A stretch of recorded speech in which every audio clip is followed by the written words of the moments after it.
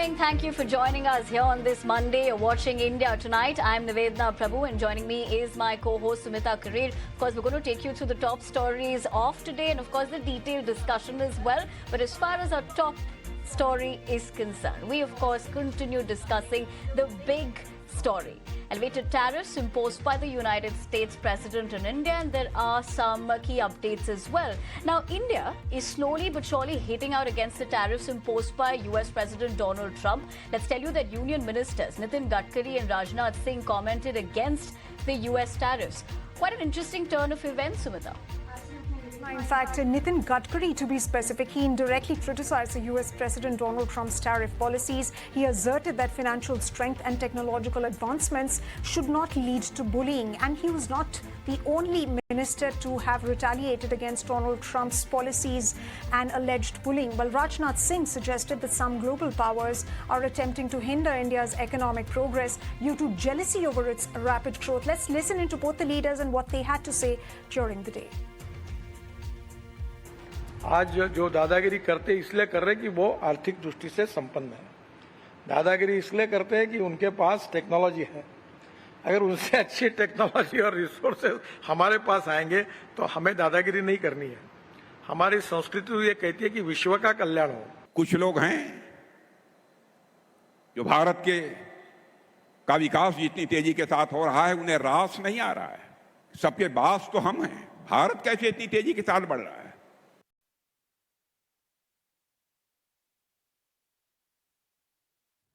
All right, let's also tell you, meanwhile, that all-party delegation led by Congress MP Shashi Tharoor reaches Washington, D.C. In fact, for the next 2 days, delegations to meet members of the U.S. Congress administration, think tanks and policy makers to brief on Operation Sindoor and India's strong stance against terrorism as well. So we're clearly tracking that input as well. But Sumita, joining us on the show are our guests as well this evening. Absolutely, Nivedna. So joining us, ladies and gentlemen, on the show live is Mr. Gurcharan Das. He's the author and commentator, also the former CEO of P&G India. Also joining us on this broadcast is Mr. Anand Ahuja. He is an attorney and, of course, a Republican, if I'm reading that correctly. Thank you very much, gentlemen, for taking the time out and speaking to us here on ET Now on this big developing story. Let me come to you, Mr. Ahuja, first. Now, Donald Trump is reversing 25 years of U.S. foreign policy that's been based on multilateralism and shared interests. Why is the Trump administration looking at further rupturing India-US ties? Is it because it thinks that India is a convenient punching bag, especially when your own approval ratings seem to be shaky? First of all, I'll be very honest with you. I'm a big fan of Nitin Gadkari, and I have a lot of respect for him. But unfortunately, I don't agree with his statement when he uses these words that just because USA is a superpower in terms of economy, that is using bullying tactic. We have to look into the whole this tariff issue that came up recently during actually after Trump's election and even before Trump's election. This was one of his agenda during when he was a candidate. And you have to understand that American voters voted Trump because of his policies, not to please the world. Tariff has been a big issue in the United States. If you see, for the last so many decades, United States has a trade deficit of more than $1 trillion. So it's a persistent trade tariff deficit that has forced Donald Trump to take this particular kind of position that he has taken today. And also one has to understand, I see there's a lot of noise in India, but one has to understand that India is not the isolated country. Along with India, there are allies countries of United States also. Canada is our next door neighbor. We share border with Canada. Canada has been imposed 35% tariff. We have imposed tariff on Japan, which is an ally of United States. European Union has been imposed tariff. So I don't understand why India has made it as an issue that only India has been targeted as far as the tariff is concerned. You tell me a country in the world which has not been affected with this particular tariff. There are 86 countries that has been for which Donald Trump has imposed tariff. So I don't understand why this misinformation is being conveyed in India, that as if Trump is against India. Okay, Mr. Ahuja, you go on to say that it's not a standalone case, and the way you're looking at it right now, in a sense, looking at your opening remarks as well. But Mr. Das, let me come to you. Given the aspect of how this is really turned around, the friends turned critics, dynamic BJP leaders who once quoted Trump, now joining the anti-Trump chorus. In fact, this isn't, of course, just a spat. It's a reminder that international politics is a poker table and seems like Trump plays to win, even if it means you are losing. So I want to take this discussion away from personalities. I think the second part of Mr. Gadkari's statement is absolutely right. Forget the Dadagiri bit and all that he's mentioned. The real thing, the nugget in his speech was, he's right there that it is India's achievement in the future. Our Viksit Bharat goal can only be achieved through exports and technology. And why is it, Indian companies are always criticized for not doing R&D. Well, there's a very simple reason, that we have been a protected market. And companies have been too comfortable, and unless you have real competition, why should a company spend money in developing technology and superiority, etc., when you've got it? So today, the sad thing is that here we are, one of the fastest growing economies in the world, but we have a serious problem of jobs. 45% of our population is on the farm, working on the farm, and the agriculture only needs half that population. And the reality is we have not created an industrial revolution. We have skipped from a green revolution to an IT revolution. And we have to go through the middle stage of manufacturing. And it's not too late. AI is going to first affect the jobs which are the white-collar jobs, not the blue-collar jobs. So the good old factory jobs is what we want. And where I think Mr. Trump is our best friend is that he is actually making us aware, forcing our tariffs down, which is in our own interest, to join the global value chains. And the Apple story of the iPhone is a perfect model for us to go and see all the Eastern Asian countries, all the countries that became middle class, Japan, Korea, Taiwan, and latest China. They all did it through the export of labor-intensive manufacturers. So exports is absolutely right. He's right about technology. Technology will come when you're forced to compete against the best. Here we are, the fastest growing economy, but we don't have one global brand in the world. So that's the direction we have to go. I would not worry about this business of sabke boss, dadagiri, all that is less important. The important thing is to get a deal which can allow 50% tariff is too high. And I would say with that, if we can bring it down to even 25%, we stand a chance. And I think that's where we should focus, not worry about Russian oil and all these other things. Mr. Das. Play those things down. Play those things down, and don't let our ego get in the way. Quietly, that's what smart countries do. Absolutely, Mr. Das, but that is something that the United States...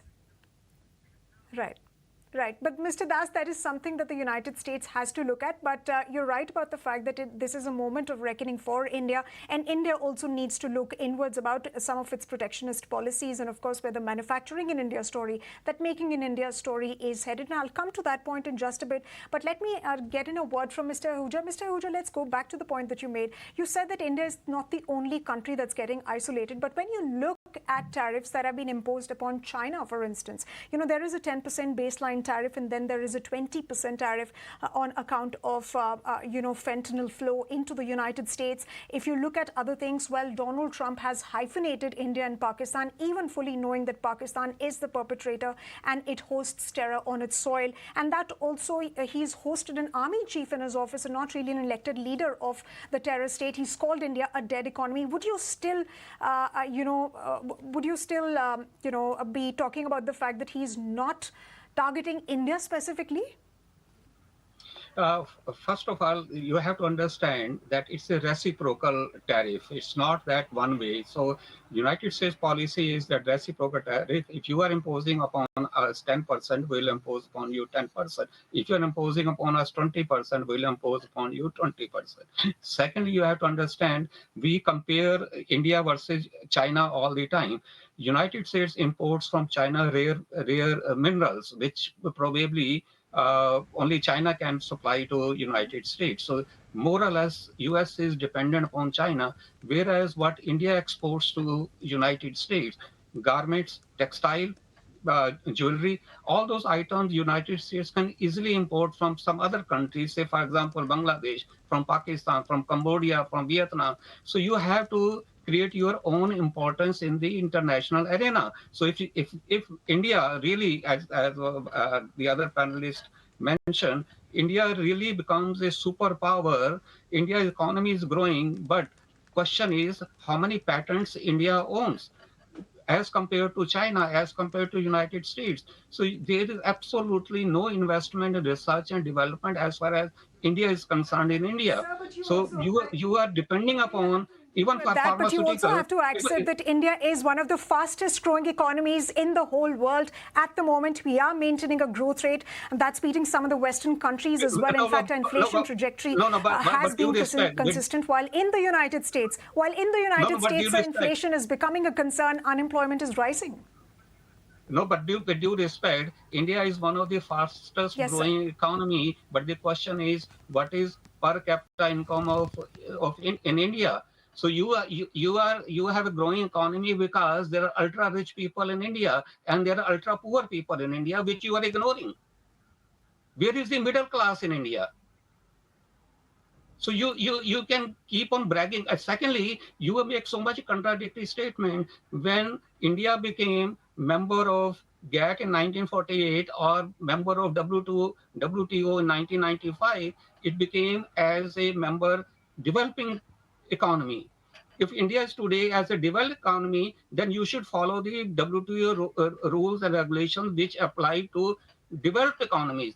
There you say that we are developing, we are still developing economy. So we are following WTO rules and conventions. We are. It's the United States that's not following those conventions, and it's the United States that is breaking that rules-based world order and is not really following WTO conventions so far as tariffs are concerned. And when you talk about India, let me also bring your attention to the fact that Donald Trump has asked Apple not to manufacture in India and, of course, to take manufacturing in the United States. So if it's not really about India being a growing economy, I'm not so sure what is this really about. Mr. Das, I'd like a word from you on that, and would you please present a counter to Mr. Ahuja's points?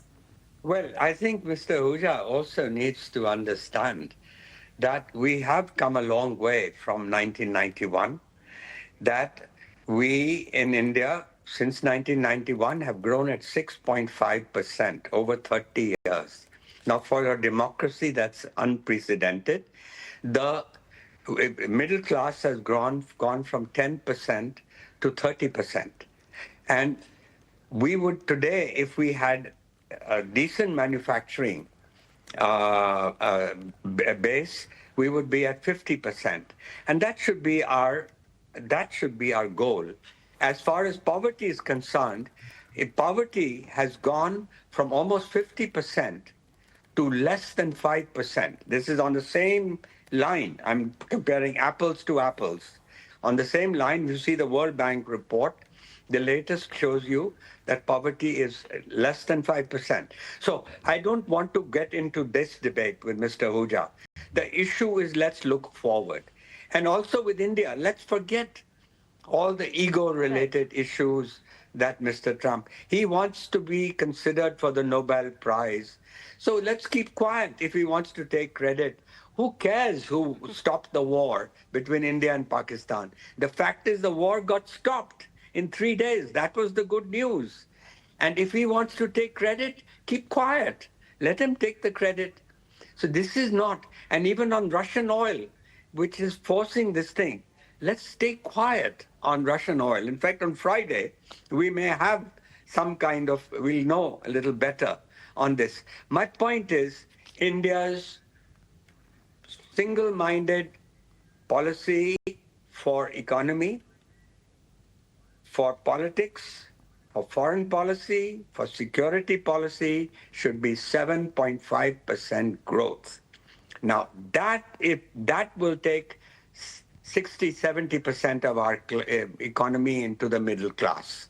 And we should not get all this tutu meme stuff that's going on right now.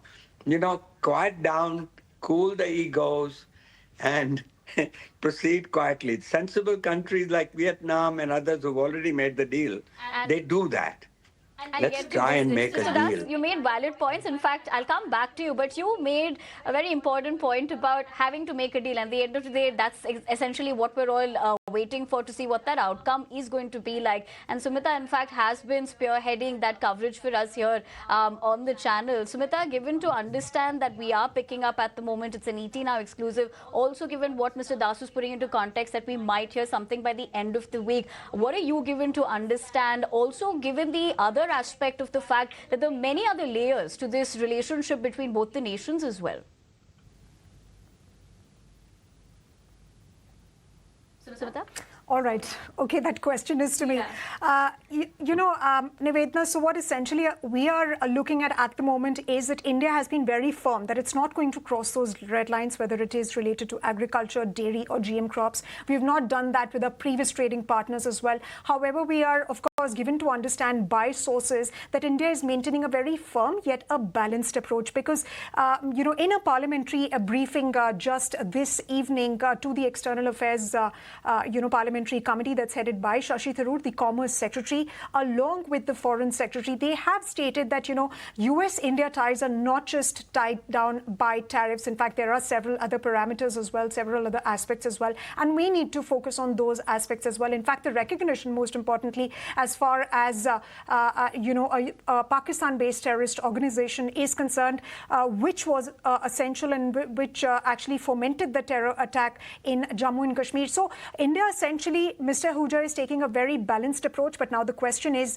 the United States ready on August 25th when the next set of, team of the United States essentially arrives here in India? What are you looking at? Are you ready to respect the sensitivities of India with respect to its agri, dairy and GM crops? Because this is not really about ego. This is about the fact that agri is an important sector for India. There are sensitivities involved. There is sensitivities related to livelihood of farmers on the line. Is the United States ready to accept that? I personally believe that we can have one mini trade deal. We don't have to have the full-fledged trade deal, right? Right. We have to understand the sensitivity of the circumstances also, especially considering Asim Munir's statement yesterday he made in United States challenging India to wipe out India through his nuclear power. I always say that Indo-US relationship are not limited only to the trade deal. We have a strategic relationship also. We have to look into the geopolitics in that region also. I have a pointed question here, sir. We'll come to the point about Asim Munir as well. But I asked you a pointed question. Is the United States ready to respect India's sensitivities on the agri and dairy front?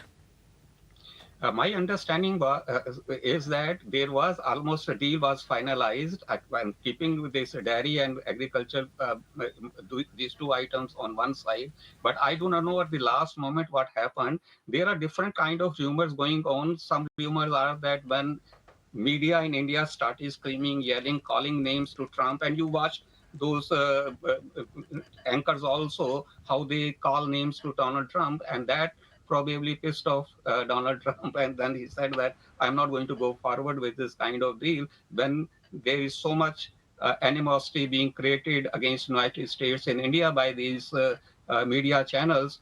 I personally blame that both sides, whether it's in USA or in India, as far as political wisdom is concerned, people, they are very wise, they are intelligent. How somehow some media channels, they have created that kind of misunderstanding, and I personally believe that sooner or later that mist will be cleared, and we'll have at least we'll have a mini deal. The media channels are only reporting what Donald Trump is essentially stating. Donald Trump called India a dead economy. Is it not what the Indian media channels reported when we spoke about the fact that India will maintain a firm stance and red lines on agri-dairy and GM crops? Is that what not the Indian media reported? What are you essentially referring to? There's not been an ounce of misinformation and miscommunication as far as this particular trade deal is concerned, at least. First of all, I didn't say all media channels. I'm saying some media channels, and those anchors who stay in here and call names to Donald Trump. I don't see you have called names to Donald Trump, so I have not mentioned your channel. But there are certain channels. Secondly, as I said, that this tariff is imposed on Canada also. This tariff is imposed on other countries also. Digressing from the subject, we'll come back to the points that you made, but I'd have to interject you there. Mr. Das, I will give you the opportunity, Mr. Ahuja. Let me just get in a quick word from Mr. Das as well. Mr. Das, given the aspect of just circling back on what we were speaking previously on the points that you were also putting into perspective, especially here with all that is unfolding, the key takeaways for Indian companies, certain sectors as well, whether it's pharma, textiles, IT, which saw Trump perhaps as a business-friendly leader at one point. What's the damage assessment here, and how should they recalibrate now, in your opinion? Well, I think right now on the table, if we've drawn the red lines, which is correct, but at the same time, we have to give something to him.